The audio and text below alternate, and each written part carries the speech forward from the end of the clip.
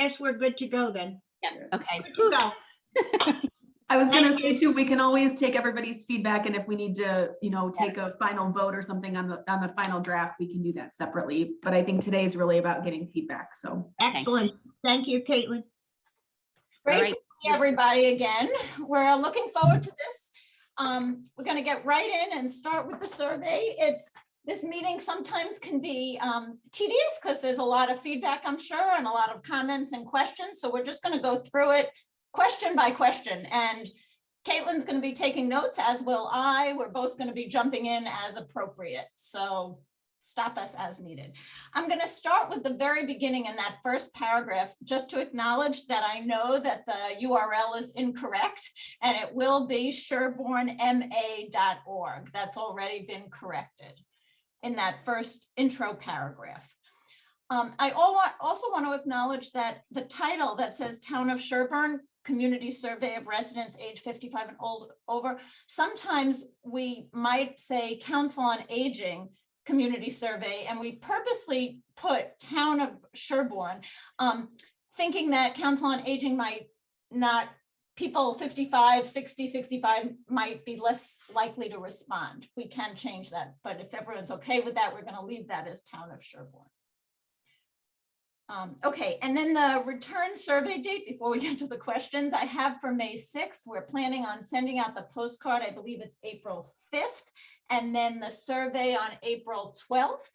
And that gives people a little over 3 weeks. Again, that May 6th isn't a cut and dry date. If you get any other surveys anytime after, you just, you know, or someone asks you, say, go ahead, fill it out. But we want to give people a timeline. And so usually 3 weeks, a little over 3 weeks is an appropriate timeline. Okay, any questions before I move forward to the questions?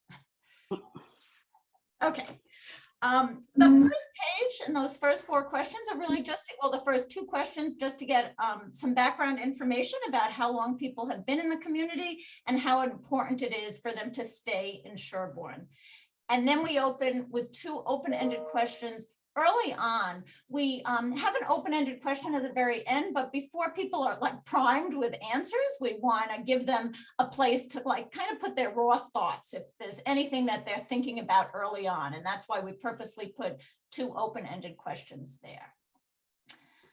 Any questions or comments about this first page?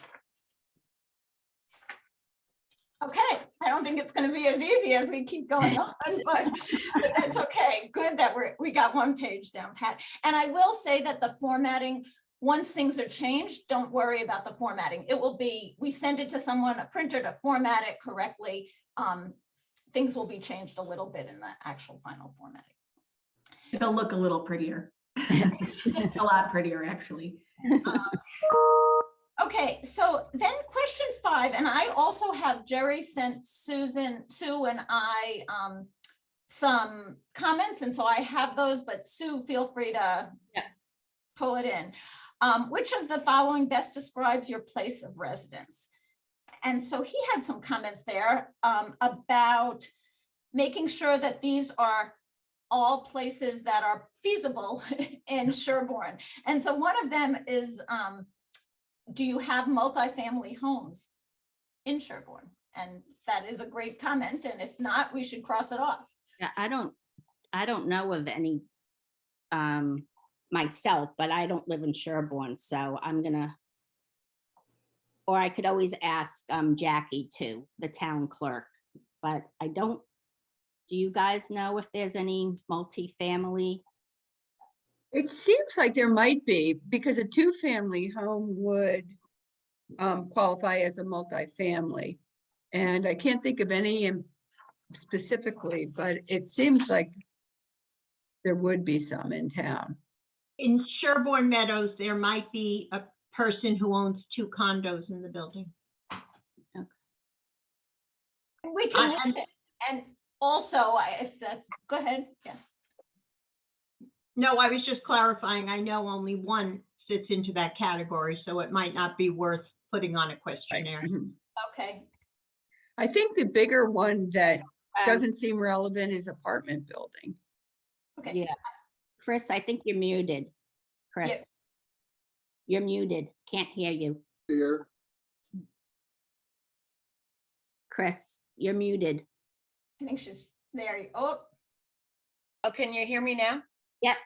Okay, there's a big house across the street from, like, let's say where the Sherborne Inn is. And that has several apartments in it. It's a house, but it has apartments in it. Because I have a friend that lives in there.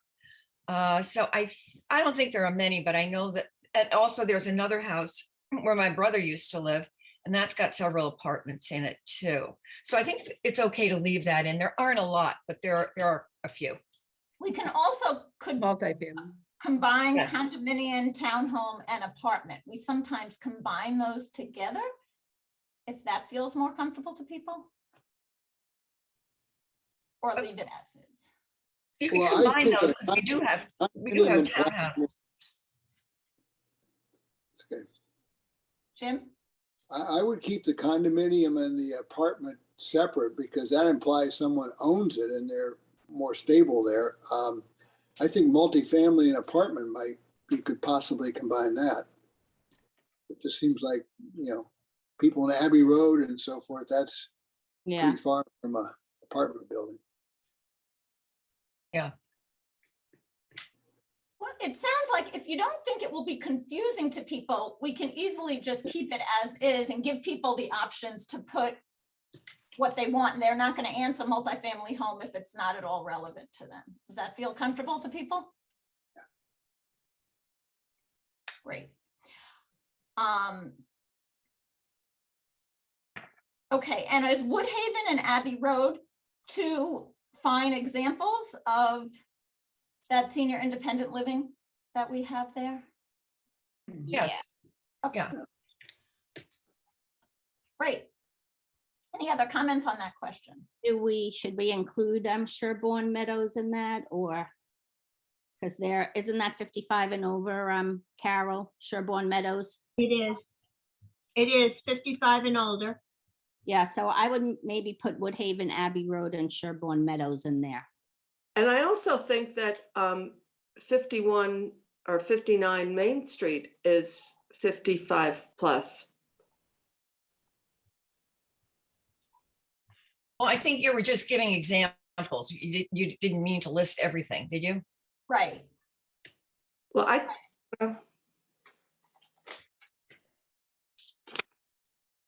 Is that okay if we put just 3? Should we leave just 2?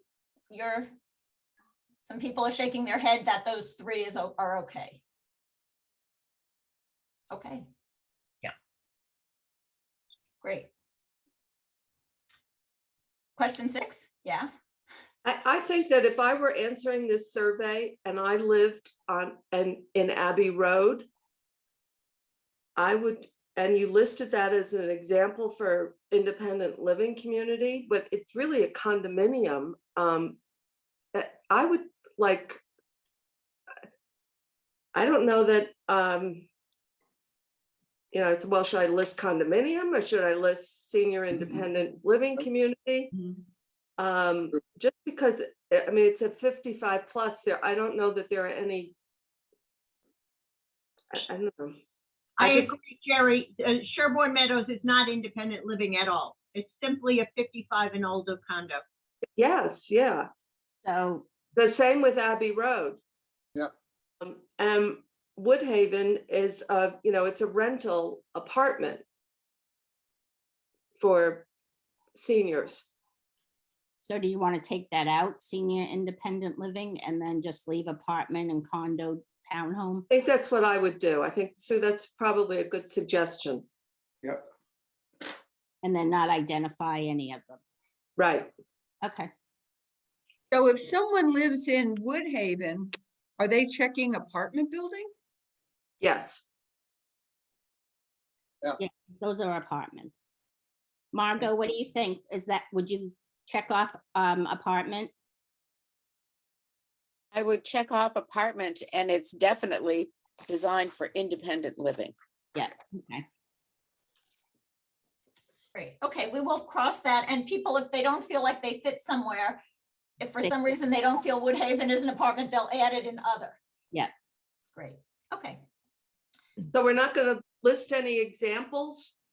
No, we're gonna take out the senior independent living and leave the apartment building, condo, or townhome or other. All right, great. good feedback. Thank you. Okay, who do you live with?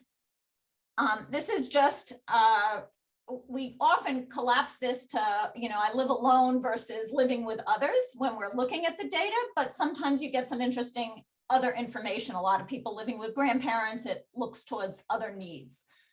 Pretty straightforward question, I think, unless anyone has comments. Stop me. Question 7, just do you plan to stay in Sherborne for the next 5 years? And that's really, people have a hard time predicting. It's just looking at intent of what they're thinking about. And then the next two, 8 and 9, 8 is looking at home modifications. Are they able to, and do they have the finances to make modifications for accessibility within their home? And 9 is looking, do they have the resources, or do they need, and then do they have the resources to make repairs for safety in their home? I just wanted to say that I gave this survey to Ann Becca Breedy, who was originally, we voted to have her interviewed, but for some reason she didn't get interviewed. But she felt that 8 and 9 were too personal. She's 96. She lives in Sherborne. She's completely independent. And she just felt that those were very personal questions. And she said she felt that they were unnecessary. So. Well, I would think they are necessary because a lot of the homes are older in Sherborne and need modifications. And, I would, The other thing that's important to remember is that this is all voluntary. So if someone comes across a question that they're not interested in responding to, they don't have to respond, and we'll happily take the responses that they're willing to provide. So that would be, but I do agree, Sue, that it's important. I mean, especially when we think about what kinds of things that the senior center can do to sort of support people in that, in terms of helping them find trustworthy repair folks and things like that. Okay, so Donna? that's the purpose of that question, Yeah. for this, okay. I support that because we've had conversations here in Sherborne Meadows regarding grab bars and everything, which were not installed in all of the apartments originally. Donna, did you have something? You're muted, You're muted, Donna.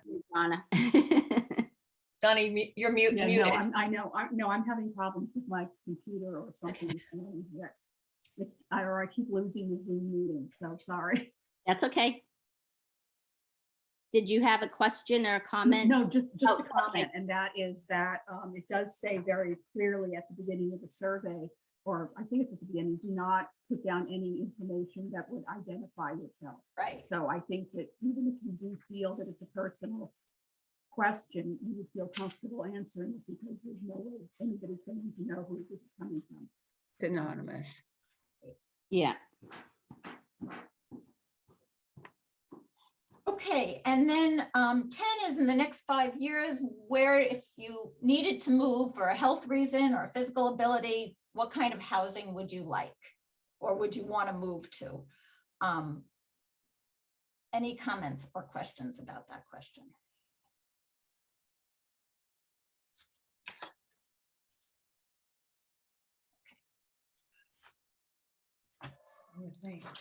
Okay, we're going to move on to the next page, which is about transportation. So that's all was about housing and living situation. The next page is about transportation and how people get around in the community to do the things they need to or want to do. The first question looks at mainly their transportation needs, how they get around by themselves or through other things, and they can check all that apply. And there are some comments here. So Jerry, I have the list of comments also that Sue sent, that you added. Jerry, are you the one who sent the comments? Yeah.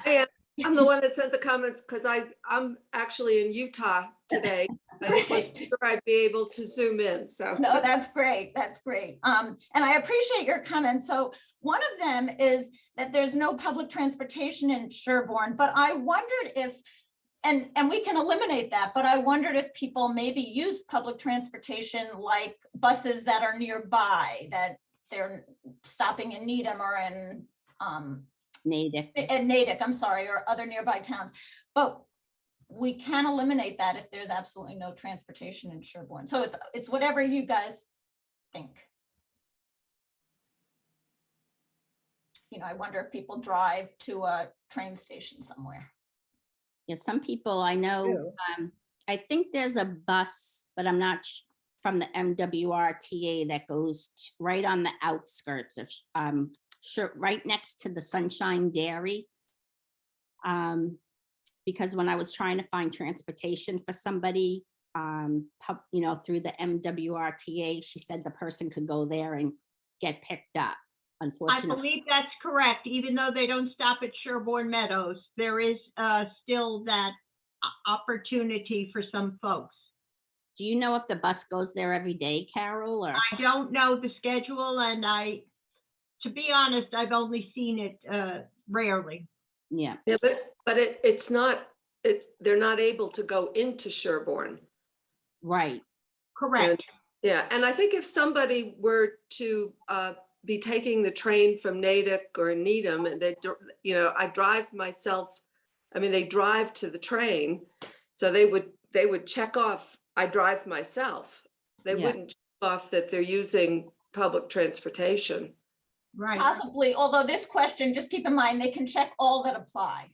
Yeah. Oh, okay.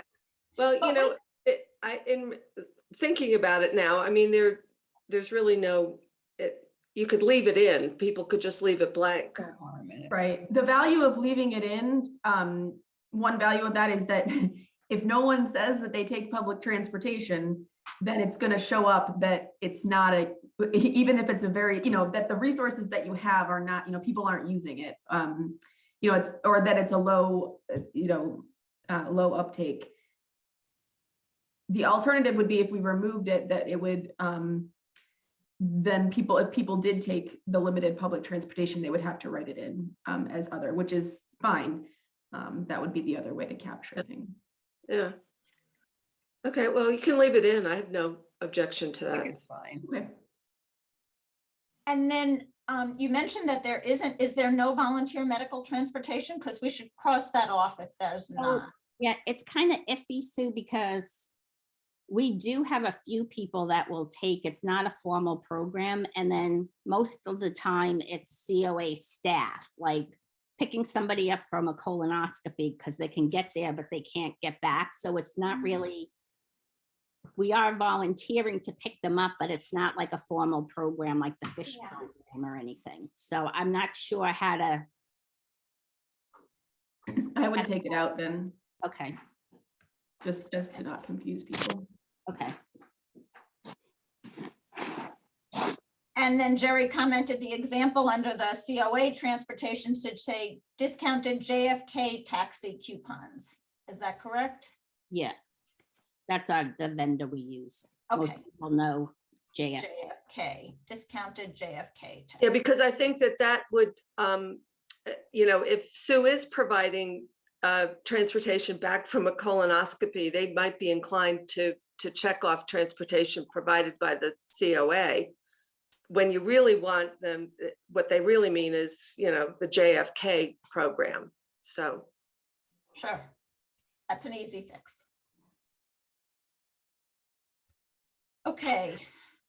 Then the next question just is to looking if people limit their driving ability, because limiting your driving, even if you can drive, limits someone's ability to do things they might want to do. You know, if they don't drive at night, they're not going to be able to go to town meetings or go to some social events in the evening. So looking at that.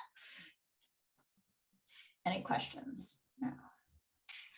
Okay, so then what difficulties do you have in meeting your transportation needs? And this is, I have no difficulties versus, and they can check all that applies. So some people need assistance once they get there. Some people don't have the money. Some people, you know, the transportation isn't available when they need it on evenings and weekends. Any comments about that? I think Jerry just wanted to add the word available on the last, I'm not aware of services available Sure. or any services available. Not aware of. I'm not aware of any services available or services available or of any services available. I'm thinking of just, I'm not aware of service. Yeah. Yeah, of services available. Okay. I have a question, a comment, and that is, if this is all addressing what you're currently doing for transportation, but I think that we all also ought to ask, like, in 5 years, if what it needs to anticipate having. Regarding transportation. Yes. Because there might be people that currently drive themselves, but yet in the next few years, they anticipate that they won't be able to. And what kind of transportation do they then anticipate needing? I'm thinking about that. Go ahead, Caitlin. Yeah, go ahead. No, I think that's a good point. There's two things, a couple things I'll say about it. One, people are really bad at predicting their future. And so even if we ask them that a lot of them will say, I'll still drive myself because in 5 years I'll be 70 instead of 65 and I'll still be driving. But so that's one issue. The other issue is that we are, because of this question, able to separate people who currently do not drive or people who currently drive with limitations and people who drive themselves. So what we'll do is we'll actually create 3 categories of respondents, and we'll look at how their answers compare to one another. So people who currently do not drive at all, people who limit their driving in some way, and people who drive themselves. It's also that we'll be able to look across the age span. So we have, hopefully we'll have respondents who range from sort of that 55 age group to 95, 100 age group, and we'll be able to see how driving behavior looks different across those different ages as a way of sort of indicating that when people, typically what we see is that when people hit a particular age, we see that non-driving or driving with limitations sort of spikes. So I think we'll be able to get at that point, Donna. It just won't be necessarily as directly as asking folks to tell us about their future intentions. Okay, and so would that same comment of yours apply to asking what type of transportation services they would prefer? Well, I think that's a different question. I mean, we'll have, I think one of the next questions that we're going to look at is about what kinds of barriers to transportation people have. So, for whatever reason, there's issues with the transportation that I think will also help us understand, well, if these are the barriers to people using transportation, then what could we do to address those barriers by either creating new transportation resources or adjusting the ones that we have. But I guess I'm saying, I don't think we have a direct question about preferences for transportation. I think there's an assumption that everyone's preference is to drive themselves as long as they can. And they're not going to be very keen to tell you that they would prefer to ride public transportation, but they will. One of the things that we often see in the analysis that I find really interesting, and it's pretty obvious to those of us who are in this space, but there's a question about satisfaction with transportation or even missing a medical appointment because of transportation. And when we look at, I was talking about those 3 groups, the non-drivers, the people who drive with limitations, and people who drive themselves. When we look at those questions across those 3 groups, we see very different stories. People who drive themselves, highly satisfied with transportation options, never miss appointments because of transportation. But when we look in those other 2 groups, those responses get, we see much higher percentages of people who are reporting those experiences. So that tells us that, when it's fine and dandy when people can drive, but as soon as they start to pull back a little bit, they really struggle to get around. So again, we're gonna sort of get at the issue from a couple different places. It's not as direct, Donna, as I think you're describing, but hopefully it will be helpful. Yeah, no, I think your explanations make a lot of sense. Thank you. Great. Thanks, Caitlin.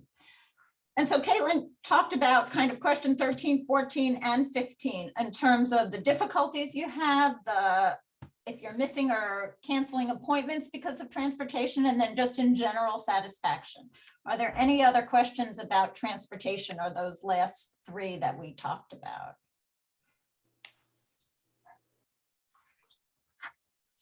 Okay. I'm going to move on to the next page, which is caregiving and health. So the first one is if you've provided care to someone within the past 12 months. And then if you have, asking about the challenge, how challenging it was. And then we ask, sometimes we don't, but I included the question of what were the conditions someone had that you were caregiving, because a lot of times people think of caregiving as just dementia. And so sometimes this will trigger them. Oh, well, you know, so-and-so had a hip replacement and I had to help them for a while. And so it might trigger some memory and give us some information about some of the conditions people are caring for. Any questions about those three? Okay. And then the next few are about someone's health, but really more specifically, we don't want to ask just, you know, how would you rate your health? Because as a COA, what can you do with that? But how does their health really impact their ability to do the things that they need to or want to do? So how does their health impact their ability to get around the community? How does it impact their ability to do chores around the house? Those are those first two. And then we added questions about the pandemic specifically. So how comfortable are you gathering indoors? That will have some implications for programming, and just an open-ended question about COVID. I believe there was one comment here. Yeah, Jerry had, I would. She just. Yeah, I think, you know, due to a health condition, do you require help with activities around the house, doing chores like cleaning or yard work? And I just thought that sometimes it's not necessarily a health condition, but just, you know, the limits of age, that you're not able to rake leaves, you're not able to shovel your walk. And I thought that maybe just saying due to age or a health condition. Right, or even physical ability might be a way of saying it. You know, due to your physical, oh, Carol has something to say. I think you're on muted, mute, Carol. It's still Is muted. that what you're talking about, Caitlin? Putting back on my ADA compliance officer hat from UMass. I think we need to clarify health versus disability.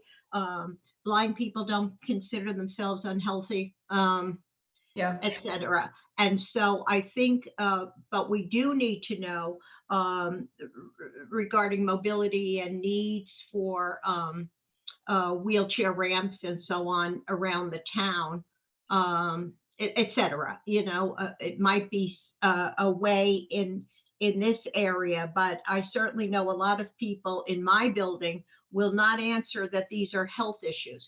They'll answer that I have a chronic disability for my life, you know. Could we say due to physical or mental health limitations? Do you require? Because well, and one suggestion may be to just remove all of that qualifier and simply ask if people need help with chores. Yeah. great. I will say, so we've done that and we're happy to do it. The only issue with sort of just kind of dropping all the qualifications and just asking if people need help with those things is that what we might gets tangled up in there are people who say they pay someone to mow their lawn because they don't want to do it. Or they don't have time to do it, which is not necessarily an indicator of inability to do it. It's just that they don't do it themselves. They pay someone else to do it. So as long as everybody's okay knowing that that might get tangled up in this question. So if we just say, do you need help with these chores, and people, you might get some people in there that just say, like for myself, for example, yes, I need the help because I'm a working parent and I don't have time to even like brush my own teeth. So, anyway, so it's like, you might end up with people who get blended up. I don't think it's a huge deal, but I think it's just something to be aware of if we make that change. Jerry has something to say. So, yeah, I think that maybe that's a good suggestion to just take out the qualifier, but maybe what you do is highlight the word require, because that implies that, you're not able to do it. You're not just because you don't want to. Yeah, Sure. I think that makes sense. That's a good fix. So So we'll do you highlight it, put it in bold or, Underline it, whatever, yeah. oh, It- yeah. It goes back to their possible need for adaptive transportation for wheelchair transport as opposed, or so on, as opposed to what we're talking about in terms of what's being, it has other relationships with other questions you've already passed through, so. Absolutely. Okay, and then are you all comfortable with the questions related to COVID? Yeah, I think that's important. I just want to add that that Anne, the lady that I was talking about before, felt that that was just a kind of unnecessary, because she felt we're kind of coming to the end of that. But I don't know how everybody else feels about that. I think it's still impacting people a great deal. And I think it's caused a lot of people to not want to participate. Currently, but looking for the next 5 years. Margaret. And that's what we're But this looking at. one is, this one is just today, how you are today. I thought this At is this just how time. we are today, not the next 5 years. Well, it does say at this time, how Question comfortable. 21. Yeah. Caitlin, are we looking at now or for the next 5 years, this survey? I can answer that. So there are a few questions that are specifically in the next 5 years. Where might you anticipate living or something like that? But otherwise, the questions are for people to answer it now. Absolutely. All right, so Um, this would be for now. But we Okay. can add that to the question, and we can say currently, given or something like that at this time for this question, if you'd like. I Oh, think it does actually say that. It does say that. At this time, right. Yeah. And we know from our programs, so many are by Zoom. We used to gather all the time in person. Of course, that's not happening very much anymore. So, okay. And Margaret, did you have something to say, Margaret? I was just going to add, as somebody who attends all of the Board of Health meetings, the indication from the experts in that department state that COVID is going to be with us for a very long time. Yeah. Well, and whether or not and we all have a lot of fear and sort of stress around the whole thing that will stay with us regardless of what the infection rates are. So I think that's right. So it sounds like we're going to leave those COVID questions as they are. Yeah. Okay. great. Okay, so now we're looking at social activities and relationships. The first, section 23, is really how often they interact with other people via the phone, email, or getting together in person. And then we sometimes collapse the data and look at those people who respond never or only 2 or 3 times a year and look at that separately. Hopefully that's a clear question for that. And then we go on to, do you know someone living within 30 minutes? Sometimes we say nearby, but for Sherborne, I specifically put 30 minutes because I'm not sure people would think that someone is nearby. So I thought they might need that clarification. Whom they can rely on, and then would they ask a neighbor for assistance, and would they provide assistance? So those are questions through 26. Any comments or questions about that?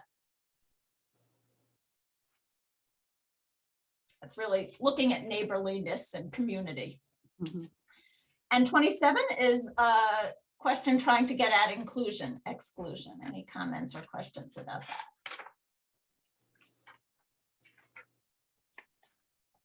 Okay, so now we get to COA or some of the programming and services there. And we should start, Jerry had a comment on 28 that kind of goes through this talking about programs and services separately, because I use those words throughout. I know they're different, but interchangeably, but maybe we need to clarify them or separate them, or Jerry, you can give your thoughts about that if you'd like.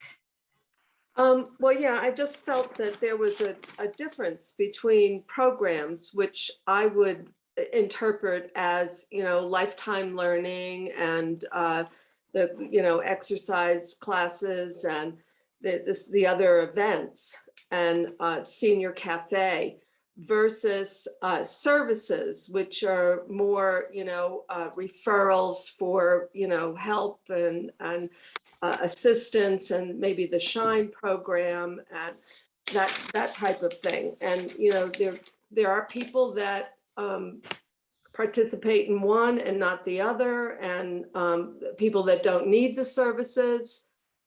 So I just think that there was just some confusion in my mind. So go ahead. I'm sorry. No, I think I think they're just two different target audiences in some cases. So I hear you, and maybe we should change 28, but I'm wondering if question 32 asks about the importance of different services and different programs, and we can even organize them that way if that would be helpful. And 28 is more a global question. How much do you use the COA? Anything. We can separate it there too, but I think we might get at the distinction more on question 32. That's the importance of the specific programs. Caitlin, do you have thoughts about that? I do, which echoes mostly what you just said, Sue. I think 28 is really our filter question to be able to say, these are people who've ever been to the COA and these are people who have never been to the COA, because we know that probably something like 75 or 80% of people who respond to the survey will have never set foot in the senior center. And that's partially, that's on purpose because we want to hear from those people. But I think, so 28 is really, whether it's a program or a service, we want to know, have you ever used the COA? And I think in terms of just being clear, what we mean by using the COA means, have you, participated in a program or a service kind of thing. So that includes people who came for a special event one time, and it includes people who got Shine counseling and never came back. It's sort of like that just catch-all global, a way for us to organize and sort of parse out the data. And then, but I do agree, Jerry, that programs and services are very different things and they attract different people for different reasons. And so I think Sue's suggestion about in 32, we want to know how important things are to people. So if somebody really values lifelong learning, but they've never come to a service, that kind of thing, it's an opportunity for people to sort of get in the details of what is most important to them. Okay, but question 29. Yeah. If never or a few times a year, or that you rarely or never use programs or services, Mm-hmm. Are they not interested in the services, or are they not interested in the programs? What's the difference there? That's what it would be good to know, I think. So in that case, it would be knowing if I don't come to the senior center because I'm not interested in the programs or I'm not interested in the services separately. Yeah, I think so. Yeah. I mean, we don't have a senior center, but if like, for instance, it says, I don't know what's offered. Well, they might be aware of the, lifetime learning, but they might not be aware of the other services that are provided. The Shine counseling. Somebody who's 58 years or 60 years old who isn't quite into the Medicare, what do I do about Medicare? Yeah. They might not even know about that, but because of the, promotion and, on Next Door Neighbor and in the link and whatever, they're aware that there are, social events, but they're not aware of the services. And I think that's a distinction that would be helpful to know. So I think we can add and elaborate on some of the options then in 29. So I am not I'm not aware of any of the services with some examples of what the services are, or I'm not interested, or I'd have to think about that, but we might be able to get at that from some of the specific choices. Yeah, Good. that's a good suggestion, Sue. So maybe we can tweak the options on 29 to be a little bit more clear in terms of programs and services. And then when we share the draft, so it would be sort of, I would go with, I'm not interested probably, as opposed to aware, because most people, so if people are in 29, it means they're very unaware because they haven't been to the senior center. So I would say I'm not interested in the programs, e.g., those kinds of things, or I'm not interested in the services. Although nobody's interested in services until they need them. But I think that leaving in, I don't know what is offered. Yeah. Is very valid, but maybe we want to specify, I don't know what programs are offered. I don't know what services are offered. That's a good suggestion. Margaret? I just wanted to say that there's a definite difference between need and interest. Sure. And I think that you need to separate those. And the other thing I'd like to add is, this survey is going out to 55s and older. Mhm. There's a lot of 55-year-olds that are still into child rearing. Mhm. And so some of these questions just might not relate to them. Yes. Yeah, I think I made a comment about, adding something like family commitments. I don't have enough time, but why don't you have enough time? Is it because of, are you still working, or do you have family commitments? Maybe taking care of a parent too. Mhm. Yes. The other thing, I think that's important, and one of the ways we do hear about that in 29 is people will write in things in that other category. So in any place on a survey where there's an open-ended question, where there's writing in of any kind, we take every response, the written response, we look at every single one, we sort of theme them out, and we pull quotes exactly what people said. And one of the things, so I always do that. Other, people say, why haven't never been? And there's another, and a lot of people will say, I'm still working, I'm taking care of my family, I'm traveling every other month to go see my grandkids in Ohio or whatever. So we do get at some of that qualitatively, and we will include that in the analysis of that question. But I think if you wanted to elaborate the options on 29, that. Yeah, I think, there are family commitments. I mean, people are taking care of, older parents. Yes, they might still be taking, they might have children, or, maybe they're taking care of their grandchildren. Mm-hmm. And also, many of these people are still going to be working. So I guess my other response to that would be, so what, as a COA, what would you do about knowing? So the difference being, if you have 40% of respondents said that they don't have time to come to the senior center, versus 10% take care of kids and 10% travel and 10% don't have time because they still work.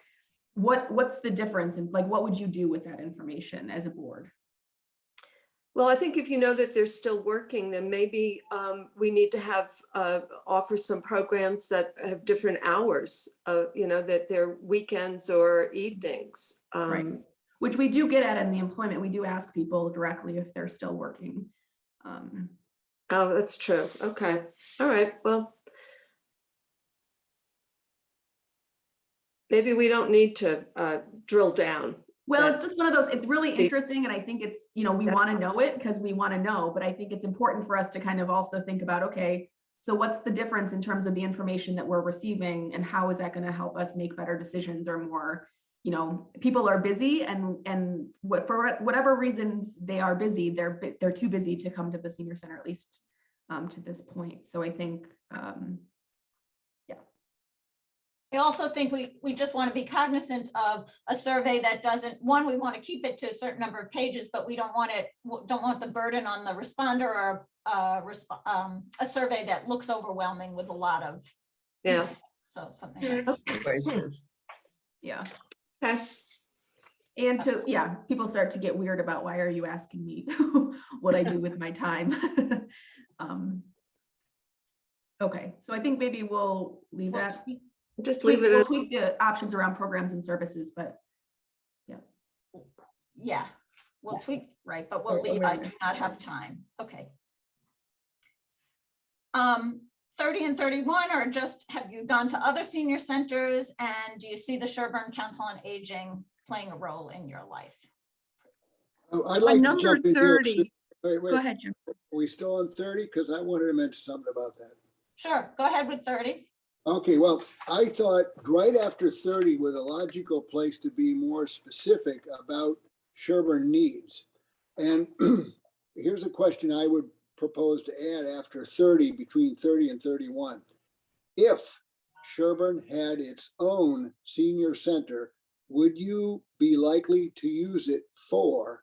And then I have about 7 or 8 things that I thought we ought to ask about. And the reason I did that, frankly, is I was at the COA men's luncheon yesterday at a table of, I guess there were 6 of us there, I think. And I asked the guys, what do you think about a senior center? And what would you use it for? And I was surprised at the number who thought we ought to really consider that, and that they would probably use it, and for different reasons. So I thought, rather than saying, should Sherborne have a senior center, what we really know is not for other people, but for you. What does each individual think? So I'll rattle on with these 9 things or so, if it's okay. Gathering for coffee with friends, personal fitness exercise, like exercise machines. I was surprised. A couple of them thought, boy, that'd be wonderful if we had treadmills and stationary bikes and that kind of thing that people could use on their own. Exercise / fitness classes, occasional lunch or breakfast, as opposed to going to the Morse Tavern like we do once a month with the men's group, having something right in Sherborne. Board or card games, arts and crafts classes, lifetime learning lectures, and senior informational sessions. In other words, some of these things obviously were spreading around town, but if it were all in one place, would seniors have more of a sense of belonging, so to speak, and there'd be more of a sense of community. And that's not to say whether it be a standalone building or anything, but just if we had our own senior center, would you use it? That's the question I'd like to get in there. this is a great idea, Jim. Jim, I think that's really good, because when I read that question, I looked at it from the other side. And I think your solution is better, because I was thinking, well, if they had gone to other towns, what attracted them to those programs? And was there anything in particular that they liked about those that they were offered at those centers that they would like to see in Sherborne? But maybe yours is a more direct route to that information. Yeah. I'm wondering if we have that question, if we eliminate question 30 of have you traveled to other places, and just have if Sherborne had its own senior Well, center. I kind of like that question, because in I like that fact, question. my traveling to other centers has turned my attitude around to some extent. And where did I come up with those list of 9 things? From traveling to other centers, to see what was being used. So I kind of like that it recognizes that other towns have centers, and that it'd be interesting to know how many of our seniors have participated or used other centers. So I like that question, 30 as it exists, but I think we just should follow it with something Sherborne specific. I like that a Jim's lot, suggestion Jim. very That was well thought out too, asking the guys. I was at our church, Pilgrim Church, helping to clean up for the Sunday school. And I saw Chucky Blaney, and she was playing mahjong there with a group of quite a few women, some men, and they were playing there. And on Friday, they were going over to the Wellesley Senior Center to play. Now that's something we could, if we had a senior center, that's another thing to play mahjong. And what was I going to say then? And someone else I spoke to said, because we have all of our programs and activities at different places, she wasn't sure. She got lost a couple of times going and missed the activity because she wasn't sure where to go. So all these things play into, if we had a central location, would be really great. And I'm gonna skip for a minute and ask if you think this question that we can definitely add would replace or should be next to question 36. So question 36 is considering the future of senior activities. Which of the following would you most likely support?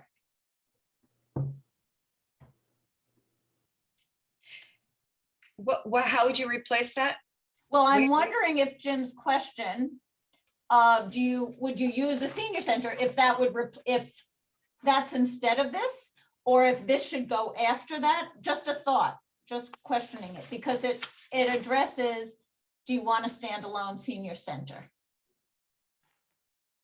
I guess my feeling on that is that I think there's room for both. I think many of us looked at this survey and thought these questions are the central bit of information that we as board members want to get out of this. And so I would put them both in. I like the idea. If you've been to other senior centers, then here are the things, Sherborne, and then in the future, because yours kind of asks not only what services are you looking for, but how should we do it? How should we build it? You know, Okay. standalone, that kind of thing. So I would leave them both in myself.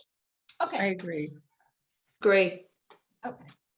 Does that mean you're going to refine one of the questions and phrase it as Jim had stated? We're gonna put between 30 and 31. If Sherborne had its own senior center, would you use it for? Okay, well, here, I could send this to you. Who should I send it to? Send it to me. You can send it to, I took good notes, Jim, when you were reciting them, so. But send it to Sue anyway, and she'll share it. That'd be Will great. do. Thank you. Great. Great. Okay, should we move to 32? Is everyone? Yes.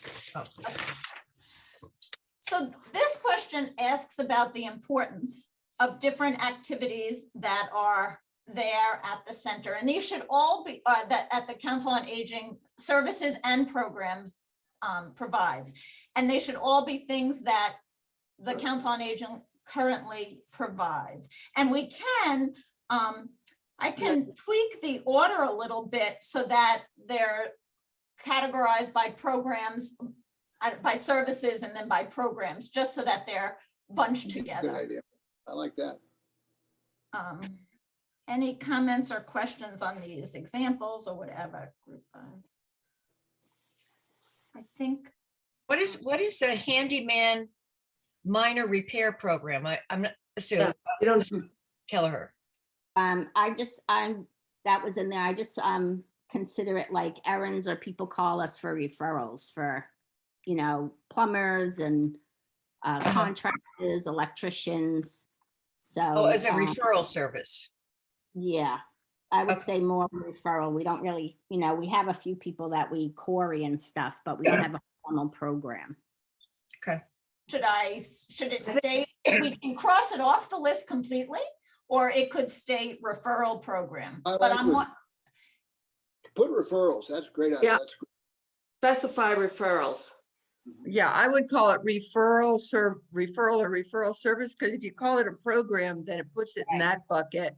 And it's really more a service of the COA.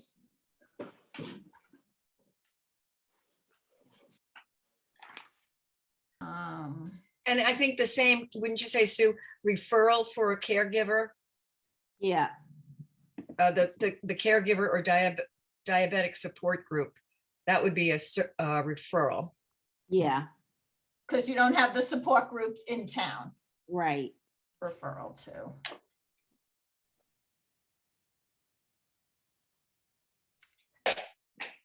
I like the idea of categorizing all these offerings, because that in itself will be educational for everybody filling this out, that they'll start thinking, oh, these are the programs they're talking about. Oh, these are the services that are offered. And I think that'll go a long way to advancing people's understanding of what the COA actually does. Yeah, I That's think. right on the money, Lori, right on the Yeah. money. I kind of hate this question but I I mean, there's a lot of value to it. It's just long and kind of clunky, but we get a number of write-ins toward like the last catch-all question that's like, wow, I learned so much by taking this survey. I never knew. And I think that is inherently part of this process. And so I think it's absolutely right. Yeah, I think for support, I would put support groups and caregiver referrals, because we do both and we do a lot of caregiving referrals. So Okay, support groups and caregiving. Girls.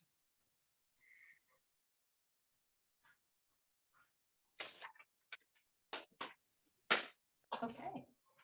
Everything else on 32, okay? One other question, the first one, assistance with local or state programs, e.g. financial, financial fuel. Yeah, Is that, where do we get the financial means to? that to would provide be fuel? that would be like a SNAP program, food stamps, Meals on Wheels, fuel assistance. So those are the more of the government, rebate programs. There was several during COVID that Melinda had gotten for mortgage repayment and things like that. So those. Okay, so that would be like, Sue, that would be a grant, specialized grant? It depends, like the one for the mortgages was a special grant, but the financial is more like us, applying for food stamps or Offsetting costs. health or, SNAP, I just keep SNAP, SMOC. So those are the programs that are available through the state. But Okay. Melinda helps with fill out the applications and points people in the right direction. Oh, good. Okay. Should that really be the number one item? What would you think? Would you think some of the programming should be first and then the services second? Donna? Yeah, I'm not sure. I think that from what I know of the COA, that we almost ought to list the more prevalent or well-used programs. Sure. Before this one that just seems to be more minor. Actually, we've done a lot Okay. in assistance programs. I just don't think people, when they think of Sherborne, think that there are people that need a lot of assistance, but we have found quite a few. Yeah.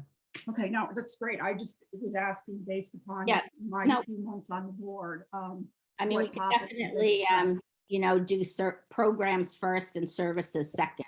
Right, I was gonna say, we're already planning to sort of reorganize them into programs and services, so we can just start with programs. Sounds good. Okay, I'm moving on to 33, if everyone's okay with that. Question 33. So this is why people trying to get at why people don't use the COA programs and services. And is it transportation? I see Jerry commented that she doesn't need that possibly eliminate if there was more parking. And I was actually wondering that too. Is parking ever an issue there? No. So can we cross that one off? Okay.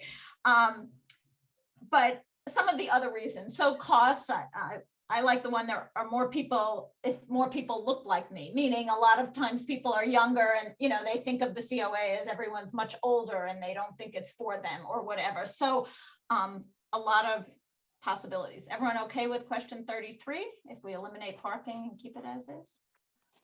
Yeah. Okay. And then, so the question before was looking at importance of services, but 34 is looking at future, like, what would you like to see? What would you either like expanded of the current services or, excuse me, or what, new services or new options would there be? Do these things seem appropriate? I think Jerry maybe added a few additional options.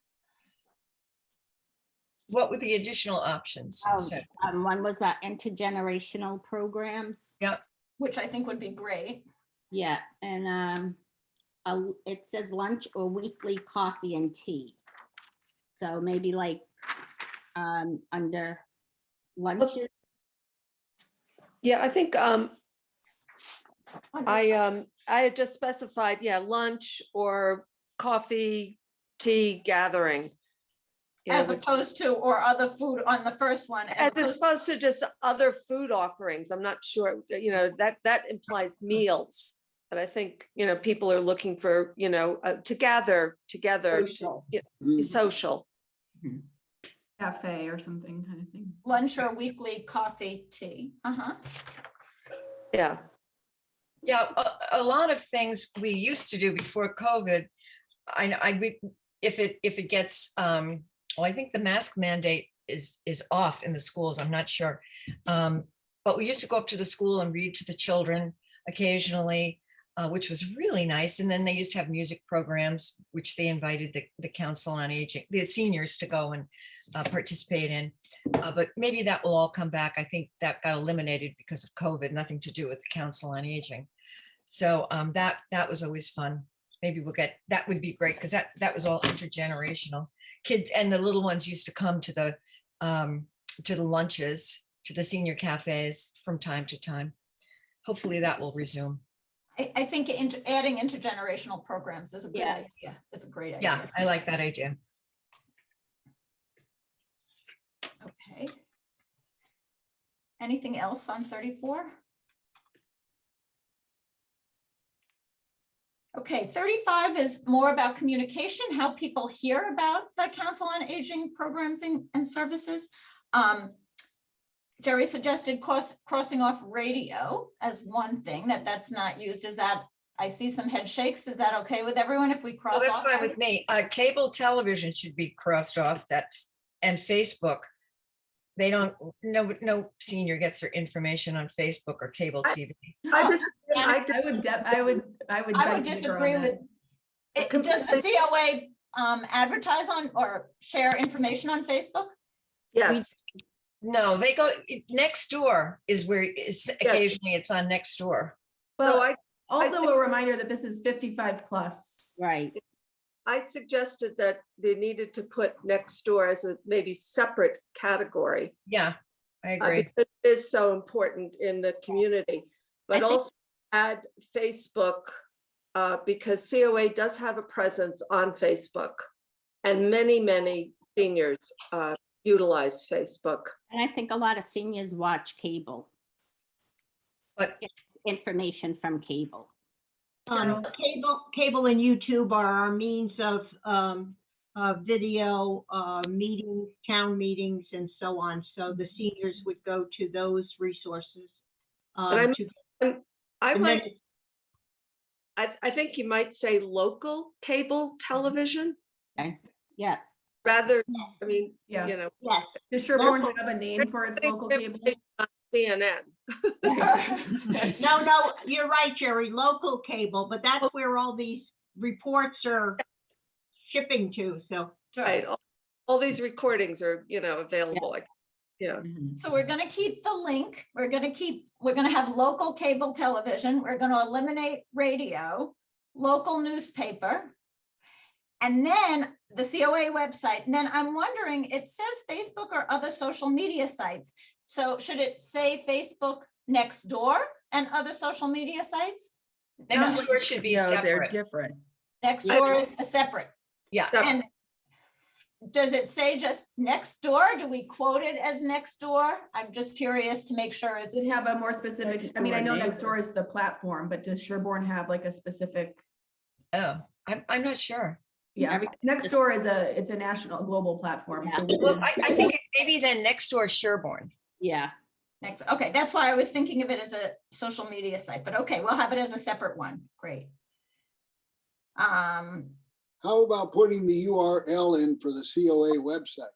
Is that in here somewhere? Because that might be a good place to put it. Yeah, Somebody that- might then look yeah. at it. a little marketing in there, Jim. I like it. I like that. I like that. Good idea, Jim.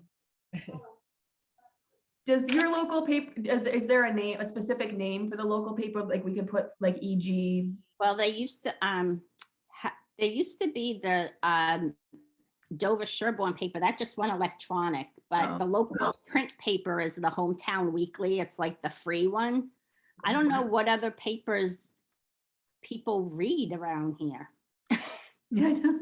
I know people used to read the Dover Sherborne one, but I don't know how many people read it online anymore. Yeah. So I would definitely put IE the Hometown Weekly. Okay, that's just helpful to kind of get people to sort of Think of, yeah. know what we're talking about. Yeah, that's good. Just so one example is fine. Okay, we will revise that question. Lori, were you going to say something? Did I? Yeah, I was gonna say, I like the question because to me, it gets to how we might, Yeah, how we should be communicating with people. And it says, where do you prefer to find information? And if you get a ton of responses about Facebook and social media sites, then you really, it guides, you know, how we communicate. That's the hope. Great. Okay. Margaret, did you have a question? I was just going to add, every Monday, there's a blast from the COA that comes out on email. Yeah. Have you included that? yeah. It says a COA weekly email blast. Okay, I don't have the advantage of seeing what you have. I'll send it to you. Thank you. Okay, question 36. So this is considering the future of senior activities and services. Which of the scenarios would you most likely support? A standalone senior center, a community center that includes programming for residents of all ages, and a dedicated senior services administrative and outreach space, or other comments or questions on that question? So is that implying that a standalone senior center would be exclusive to 55 and overs? I was a little confused by standalone senior center and community center because That, Right, yeah. that you is know, what it's implying. It could say a standalone senior center with space for all functions for residents 55 and older, just like the second one says for residents of all ages. If that clarification of the distinction helps, we could.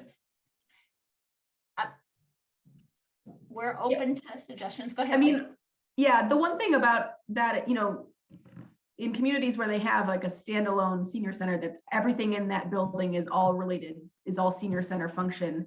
That doesn't mean that nobody who's under 55 can't go there, right? So that space is, you know, so it's sort of, it's the mission of the building is to be for 55 plus and to provide the services that the community provides through that building, but it's not. So I guess I would worry a little bit about putting that stipulation in there, just because that, so I think one of the issues with this question is there's sort of two things that we're factoring in. One is who is the building for, and the other is what kind of building is it?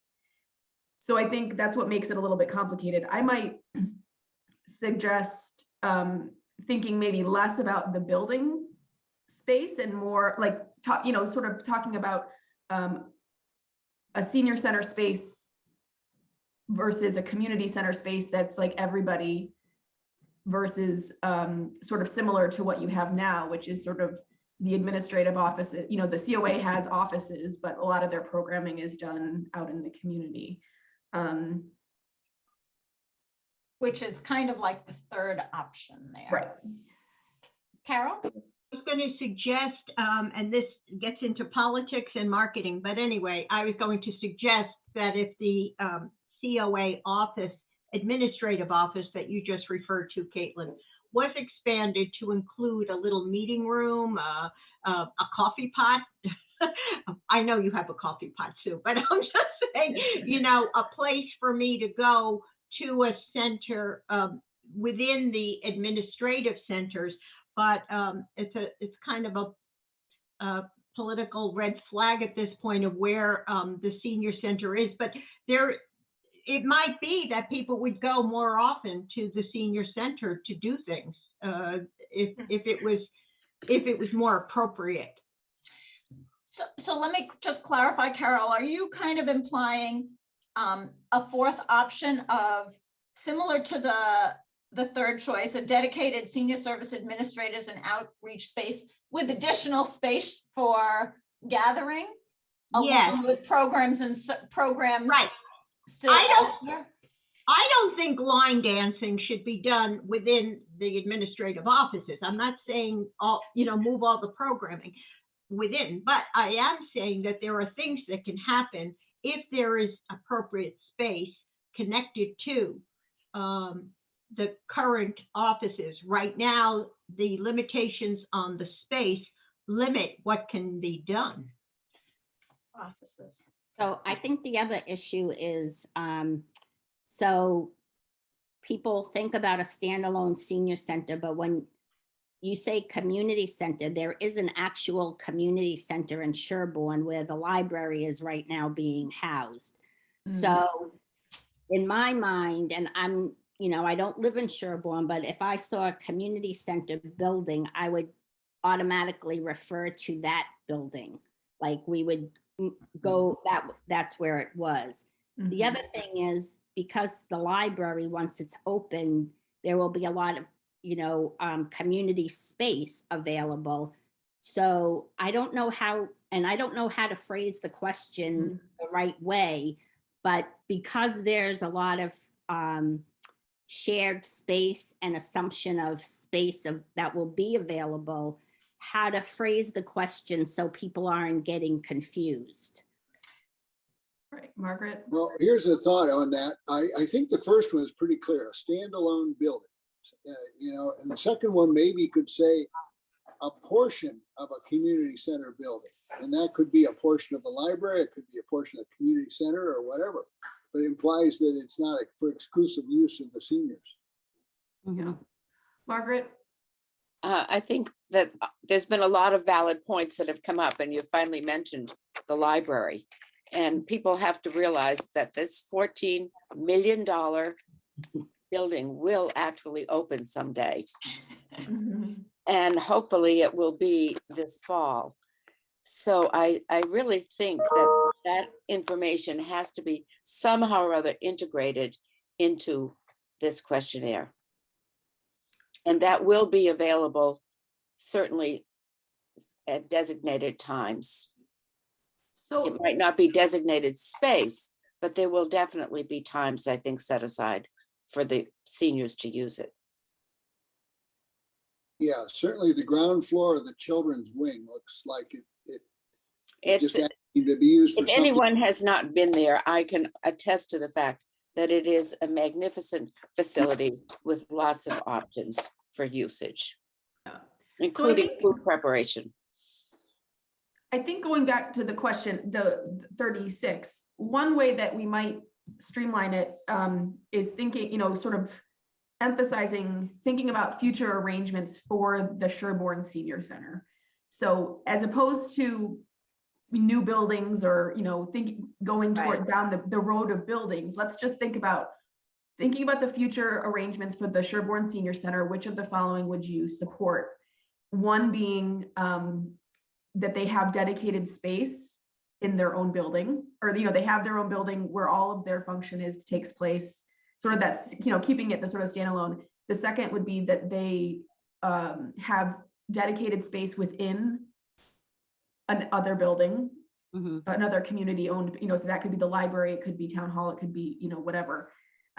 Sort of similar to what Jim was saying, sort of there's the dedicated version, there's the part, having a dedicated space within a larger building, and then that third option again, but again, just trying to get people to think about what are the arrangements that you want for the Sherborne Senior Center, as opposed to what kind of building do you want?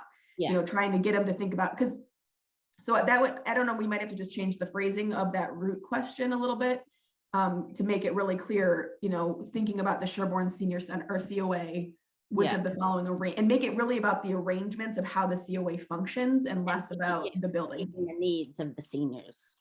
Yeah, I mean, I think we can all agree, and we may even, okay. Pete was going to say something. On that second item on the line there, instead of saying a community center building, how about just a community building? And that takes away that misconception of the community center that exists. It could be that, but okay.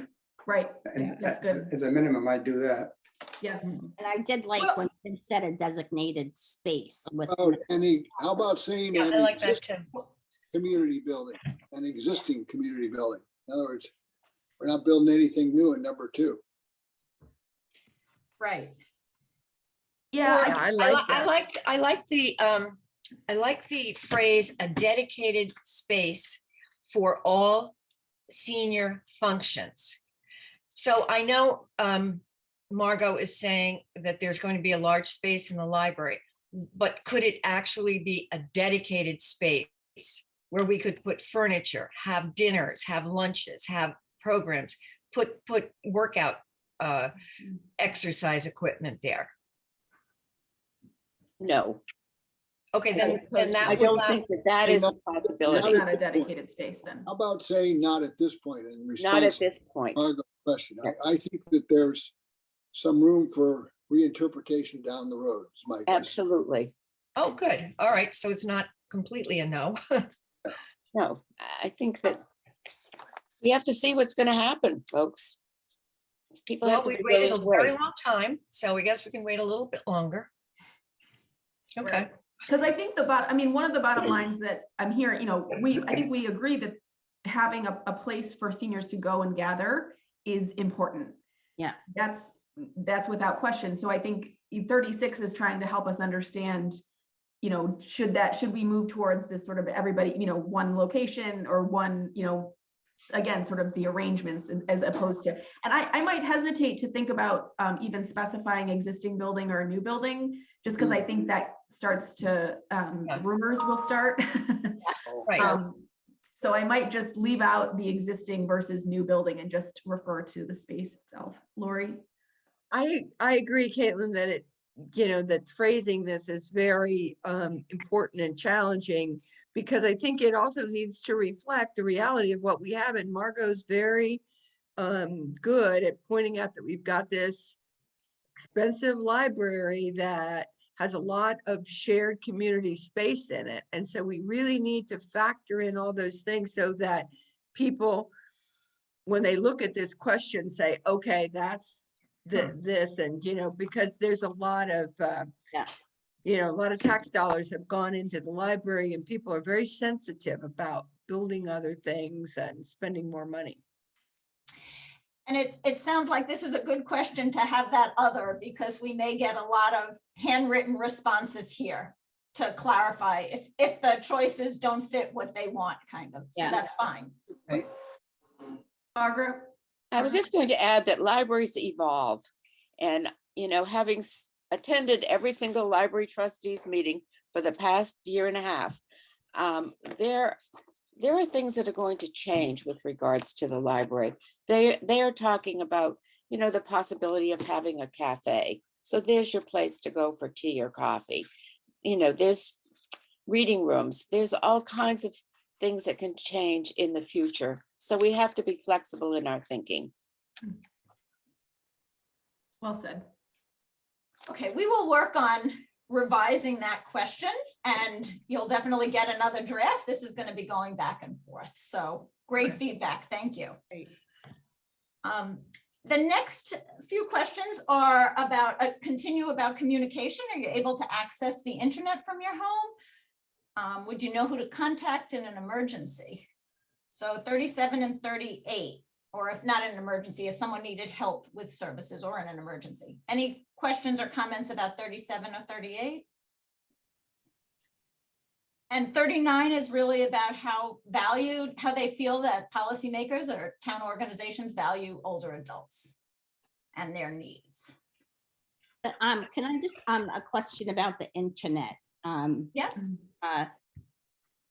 Should we identify, because some people can get access, but they can't pay for it.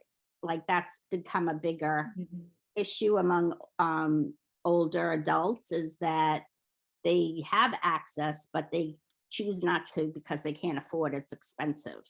So does that matter? Like prevent them from accessing it and using it because they can't afford it? Well, I think that question is sort of like, do you have access? Like, do you have the internet at your home, which would imply that you can afford, you have access and you can afford it. So if people say no, they don't have it, it's not, it's because they have it available to them, but they currently don't have it at their home. They don't have it installed or whatever. So I think, but that's an important distinction. Okay, and then we're gonna go on to just some demographic information. We ask about gender identity. We ask about age range, and I just to point out that we do include under age 55.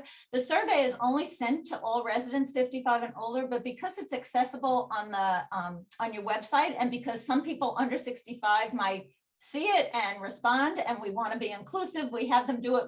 We can pull out those responses separately. So, and then looking at their employment status and their future employment status. Can I just ask a question? Sure. I'm sorry, I'm coming in very late in this discussion, but the age range, you know, the future of the requirements for people, it may be the seed or the egg is going to start with people in their 40s or 30s. That, you know, if I'm going to stay here, I'd like to make sure that we have something when I get to 65, 70. So I would think we need to mail this out to a good majority of the people in town. Maybe they're thinking about it. Well, it's being directly mailed to everyone 55 and over. It's being made available online to everyone. Okay, so okay, I didn't realize that. So the physical paper is going to those 65 and over, and 55, everyone, 55. and then email wise, they can all get access to it. Correct. Okay. And then question 44 is really kind of developing an economic variable or an economic security variable or a proxy for a socioeconomic status in a very hopefully non-threatening format that we use to do some cross tabulations with some other data that we gather. Ending with an open-ended question for them to share any and all of their thoughts. And some towns, people are very verbose. Yeah. And again, all of those write-ins, that's where our team of undergraduate and graduate students come in very handy. They will verbatim transmit all of those responses from paper to our database. And then those responses will also be themed out and sort of summarized, and we'll be able to use quotes directly from residents that will be in the report. And we can de-identify those open-ended responses and make them available to you. I think sometimes it's helpful. You know, it's an opportunity. You potentially have 1,000 comments from people about what's on their minds related to these specific issues. And so we can de-identify that and make it available in Excel. And that might be just another resource for you all as a board for planning. Caitlin and Sue, thank you so much. And I just wondered if someone fills this out, but they would prefer to mail it back to you.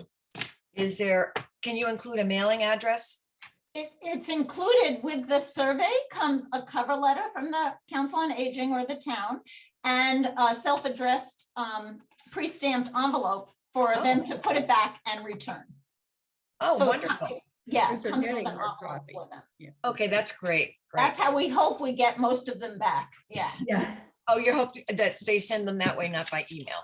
Yes. It doesn't really matter, but we send the hard copy anticipating that they're going to fill it out, put it in the envelope and mail it back, but they can absolutely do it via email. Not via email, I'm sorry, they're not going to email this, but they can fill out the survey on the web. We're not anticipating that they email us. And the other thing is, you'll notice at the top of the survey too, there's a place that says if you're not, you know, if you need assistance with the survey, you can call us and we can do it over the phone. So that's for folks who may have low vision or arthritis or something that would prevent them from being able to complete the paper survey. They can call us, or if they don't feel comfortable accessing the online version, but anyway, they can call us and we can do it over the phone. Wonderful. Margaret? I know that there's just a couple of minutes left, but I'm sorry to be asking this at this time, but I really wonder why you decided to just send it to 55 and older. I think Ken brings up a really good point. And I know a lot of people that are here at Woodhaven are here because they have children that live here in town that are their caregivers.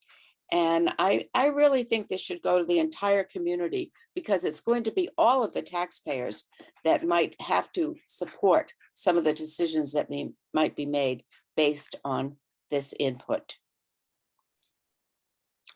So I don't expect you to answer my question, but I would like you to think about it. Well, I can give you the real straightforward short answer, which is that it costs a lot of money. And we have a budget that we're working with to mail it. So to pay for the postage, the printing, the mailing to the 55+ community. And it is obviously specifically related to the senior center services. And that having it made available online to everyone is our way of being able to make it. Then I hope that that will be well advertised, that it is available Yeah, to everybody. Yeah, and that's something that you all can certainly help us with. You know, we'll need your help in terms of making announcements at various meetings that you attend, posting it on your own social media or on the town's social media, sending, you know, including it. I know Sue will include it in the newsletter and in the blast and things like that. Carol, you're on mute. I saw you trying to speak to us. I'm sorry. Would you add a TTY number to the top for assistance in filling it out? Mhm. You have your 287-7413 number, but not a TTY number. Do we I don't know if we have a TT. have, I was gonna say, do we have a TTY number? You had it when I left, but the university had it when I left. So check with the compliance officer. Okay. But you're not being inclusive if you ask people to call that number. We can look and see if we can do that. Okay. I have a comment. The survey says Town of Sherborne Community Survey of Residents age 55 and older. And if you're advertising it for others, I wonder if we are sending it to 55+. It's going to be the same survey that's online. If we're, and I didn't know if you want to say community survey of residents, the first line also says age 55 and older. I think you have to say it's open to all residents of Sherborne. Well, yeah, I mean, so we could simply call it the Town of Sherborne Community Survey of Residents.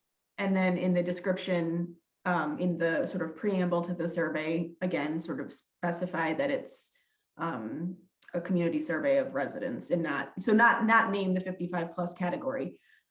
I think that's fine. I do think that, you know, you guys are the COA board, you're responsive to the needs of older adults in Sherborne. So I think it's important that to some extent you stay attached. It doesn't just become, you know, a survey about all things related to living in Sherborne, because certainly the content of the survey is specific to people thinking about the next, you know, you know, they're planning for the future around their aging. And so I don't want to mislead people by saying it's, you know, about everything. And so I think removing 55+ is fine, but I wouldn't go too much further the other way in terms of making people think that it's a survey that's for school-age children and that kind of thing. And I will say in the other surveys I've been involved in that we've had it for younger groups, we get smaller numbers because the questions are geared towards the aging population. We definitely get very small numbers of people in that younger group. We've had surveys for 18 and older that you just don't get a lot of data from them. But I do think that sending the hard copy to 55 and over and then having the electronic version available to the younger generations is good, because that's typically how the younger generations work. They're paperless. They don't, you know, like these hard copy things. So I think it probably just reflects the times best. Great. Yeah, I always tell communities you're paying a lot of money to print and mail surveys to people who will not send them back. So your best use of your funds is to focus on those older generations and then activate this group of people as well as others in the community to try to help you push it out via electronic means. Right. Good. Great. Okay, so I realize we've been here for a while. I appreciate everyone's time and input. It's really valuable and really important to make this survey meet the needs of Sherborne residents and your needs for the Council on Aging. We want to get the final version, which is probably going to be 1 or 2 more back and forths, and we really want to get the final version out to the printers by the minimum of the end of, 2 weeks ahead, like the end of March. So I will get a revised version to you, Sue, by the end of the week, beginning of next week. Okay, And then we can go back and forth. How's okay, that? that sounds good. Should we Any other set a que- time for the next meeting? Well, my suggestion would be when we get the next version of the survey, hopefully it will be close to the final, that people would review that and provide any additional edits or comments either to Sue Kelleher or to us via email in lieu of another conversation. And if there are things that warrant conversation, certainly we'll have that. But I think to do another pass through, provide your edits in an email, maybe to Sue Kelleher, and she can share them with Sue Berger and myself. Right, I would think it would go back via email. That's what, yeah. Okay. Very good. Any other questions? We certainly thank you very much for everybody for Thank you. participating and Thank you and very following. much. Thank you. Thank you. We do have, Good work. we do have one piece of technical business where we have to Okay. adjourn the meeting and we have to do it by roll call based upon the open meeting laws. Sorry about that. So if there's nothing else, okay, then very Thanks, quickly. everybody. Thank you so Okay. much. Thank you, Sue. Thank you, Caitlin. Take care. So very quickly, roll call vote. Ken? Yay and nay to adjourn. I think he left. No, he's there, but Ken he's there, but he's mute. Oh. I don't see Okay. him. Put your thumb up if you're in agreement, Ken. His thumb just showed up. Okay, Carol? I'm going to, first of all, provide you the second, and I'm going to say yay. Okay, Jerry? I don't know if she's still on or not. You might have dropped. Yeah. Laurie? Yes. Yes. Chris? Yes. Okay, I guess that does it. We are formally adjourned. you. Thank you all. Thank you all. Thank you. Good meeting. Thank you.